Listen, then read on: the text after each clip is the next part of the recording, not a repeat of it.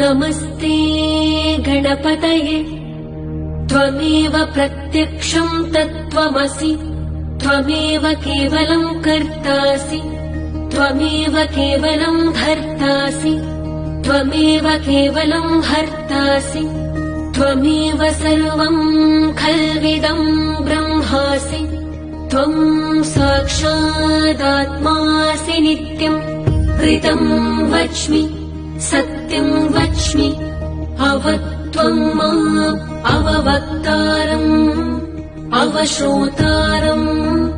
अवदातारम् अवधातारम् अवानोचारमवशिष्यम् अवपश्चातात् अवपुरस्तात् अवोत्तरातात् अवदक्षिणातात् अवचोर्ध्वातात् अवधरातात् सर्वतो मां पाहि पाहि समन्तात् त्वं वाङ्मयस्त्वं चिन्मय त्वं आनन्दमयस्त्वं ब्रह्ममय त्वं सच्चिदानन्दाद्वितीयोऽसि त्वं प्रत्यक्षं ब्रह्मासि त्वं ज्ञानमयो विज्ञानमयोऽसि सर्वं जगदिदं त्वत्तो जायते सर्वं जगदिदं त्वत्तस्तिष्ठति सर्वं जगदिदं त्वयि लयमेष्यति सर्वं जगदिदं त्वयि प्रत्येति त्वं भूमिरापो नलो निलो नभः त्वं चत्वारि वाक्पदानि त्वं गुणत्रयातीतः त्वं देहत्रयातीतः त्वं कालत्रयातीतः त्वं मूलाधारस्थितोऽसि नित्यम् त्वं शक्तित्रयात्मकः त्वां योगिनो ध्यायन्ति नित्यम् त्वं ब्रह्मा त्वं विष्णु त्वं रुद्र त्वं इन्द्र त्वं अग्नि त्वं वायु त्वं सूर्य त्वं चन्द्रमास्त्वं ब्रह्मभूर्भुवस्वरो गणादिं पूर्वमुच्चार्य वर्णादिं तदनन्तरम् अनुस्वार परतरः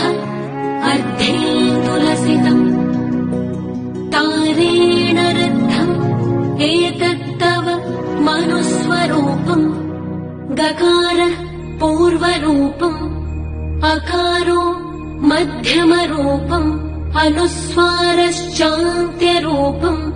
बिन्दुरुत्तररूपम् नादः सन्धानम् सहिता सन्धिः सैषा गणेशविद्या गणकर्षिः निच्छ्रुद्गायत्री छन्दः गणपतिर्देवता ॐ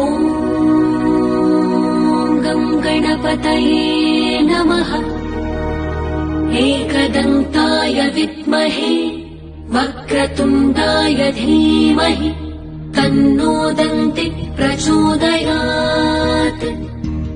एकदन्तं चतुर्हस्तं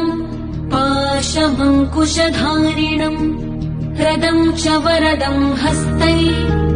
बिभ्राणं मूषकध्वजम् रक्तं लम्बोदरं शूर्पकर्णकं रक्तवाससम् रक्तगन्धानुलिप्ताङ्गम् रक्तपुष्पैः सुपूजितम् भक्तानुकम्पिनं देवम् जगत्कारणमच्युतम् आविर्भूतं च सृष्ट्यादौ प्रकृते पुरुषात् परम् एवं ध्यायति यो नित्यम्